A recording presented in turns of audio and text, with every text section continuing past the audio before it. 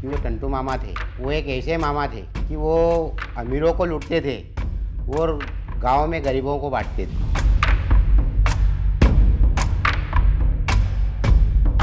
और अब देश में एक ऐसा मामा है कि वो गरीबों को लूटता है और अमीरों को बांटता है। आज है टंट्या मामा का बलिदान दिवस। बीजेपी इंदौर में बड़ा आयोजन करने जा रही है। भाई और बहनों, तुम्हारी जिंदगी बदलने का अभियान है। हम जिंदगी बदलते रहेंगे। एक नाम है मामा मामा मामा टंटू मामा करके, बस उसके बाद में तो गांव का कोई विकास है नहीं, सिर्फ एक मोहरा है हमारा घर।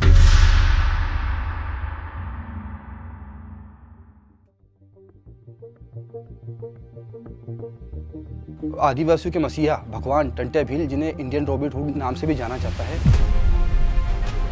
1842 के बाद से जो 1857 की जो क्रांति हुई थी, उस टाइम में हमारे जननायक आदिवासियों के टंट्या भील, उन्होंने बिना हथियार के 17 साल अंग्रेजों से लड़ाई लड़ी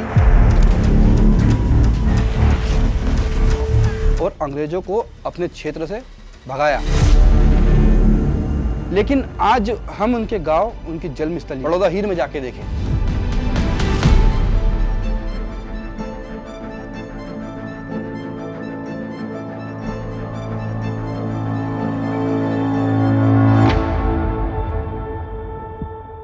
टंट्या मामा हमारे आजाद था। टंट्या मामा में 4वीं पीढ़ी का है। नेता लोग आते हैं, बोल देते हैं इनको रैली में ले जाओ, हमको रैली में फिराते हैं, कपड़े मपड़े पहराई जाते थे। अब तक काम रोटी करते चले जाते थे, मारा पैसे छोड़ दिया थे। जो इतना बड़ा मंदिर हमारे गांव में बना हुआ है, पर गांव में सब गंदीवाड़ा है हर जगह जगह। यहाँ सीएम साहब इतने रुपए खर्चे कर रहे थे, एक अस्पताल बनवा दे। जो आने में खर्चा लग रहा है ना, वो खर्चे से हमारे गांव में अस्पताल बन सकती है, स्कूल बन सकती है, नल जल योजना हो सकती है। गांव की पूरी नाली होना चाहिए कि गंदगी गांव के बाहर करो। अच्छी कंपनी खोल दो कि हमारे गांव वाले किधर जाए नहीं, कि टंट्या मामा का नाम रोशन हो कि गांव ऐसा है। ये गांव को बस लावारिस छोड़ दिया है। कोई भी अधिकारी आता है ना तो बस टंट्या मामा के मंदिर तक आता है। कामन नहीं हमारे गांव में, तो क्या अब इंसान पूरे घर पे बैठे क्या खाएंगे हम। बड़ौदा का नाम अभी पूरे मध्य प्रदेश में फैला हुआ है। क्या है ये टंट्या मामा जैसे हमारे वंशज है, उनको ले जाते हैं मंच पे, फोटो मोटो खींच लेते हैं, उनका स्वागत कर देते हैं और उनके हालत पे छोड़ देते हैं। उनके घर की हालत अभी तुम देख लो कि जैसे कोई बिल्कुल गरीबी हालत में रह रहे, ना उनको बच्चों को लाभ मिला, ना उनको।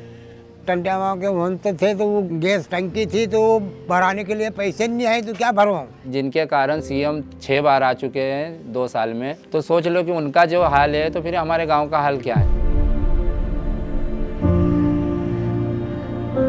अभी भी सीएम साहब आए थे तो हम अड़ाव फिरे थे कि सीएम साहब एक बार हमारा गांव देख लो, पर कलेक्टर साहब नहीं बोल गए, हमारे अड़ाव फिर गए। हमको ऐसे तरह से रखे कि जैसे आदमी कोई जेल में रखता है ना, कि कोई अधिकारी आ रहा है तुम जेल में ही रहना, वैसे हमको गांव वालों को पैक कर दिए थे कि कोई समस्या मत बताना।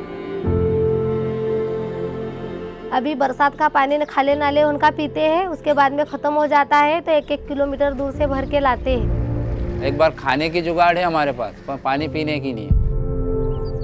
कंट्रोल लेने भी हम बाहर जाते हैं, अभी वहाँ धांधल रहती है तो फिर वो पीछे भी आना पड़ता है। गांव में कंट्रोल रहती है, तब हम काम करके आए, जैसे गए तो कोई भी महिला भी लेके आ जाती है।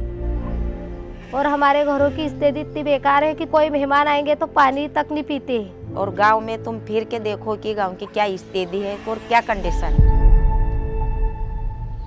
आंगनवाड़ी टूट गई, बच्चों के लिए बैठने के लिए जगह नहीं है, महिलाओं भी बाहर शौचालय करने जाती है।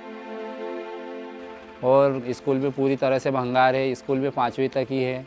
6वीं से फिर बाहर जाना पड़ता है, वो बस्ता टांग के जाते हैं, वजन भी लेके जाते हैं, तो फिर उनको दिक्कत आती है।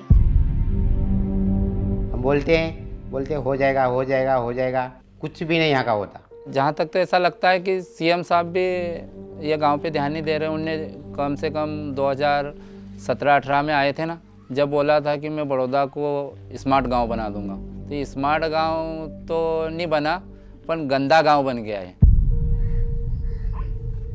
क्योंकि सीएम साहब हेलीपैड से आते हैं, मंच पे जाते हैं और तुरंत हेलीपैड से चले जाते हैं। और यहाँ एक आदिवासी लोग हैं, गरीब से गरीब है नहीं, है नहीं, गरीब से गरीब होते हैं। कोई महिला अगर गर्भवती है तो उसको भी 8 किलोमीटर दूर पे ले जाना पड़ता है। 8 किलोमीटर जब गाड़ी भी जाती है तो रास्ता भी इतना खराब है कि अगर भाई डिलीवरी वाले जाए ना तो रास्ते में उसको कुछ भी हो जाए, पर गाड़ी नहीं 8 किलोमीटर दूर पे भी पहुंच पाई। जो 18 साल से नहीं निकला था वो सीएम साहब ने तुरंत राहुल जी के एक दिन आने से पहले लेटर जारी कर दिया कि रोड पास हो गया।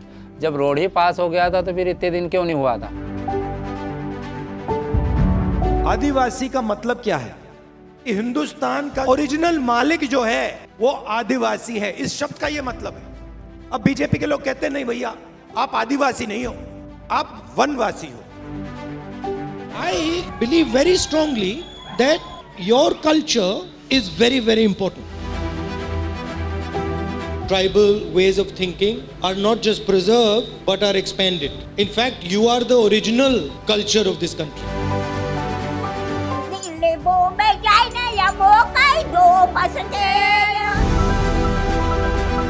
हमारे लिए आप वनवासी कभी नहीं होगे, इस देश के आप पहले मालिक हो। जो राहुल जी ने बोला ना कि तुम लोग आदिवासी हो और सीएम साहब ने ये बोला है कि तुम वनवासी हो, हम वनवासी नहीं है, हम आदिवासी है। और उनका विचार ये है कि इनको वनवासी कर दे, इनको जंगल का ही राज दे दे, तो हम ऐसा नहीं होने देंगे।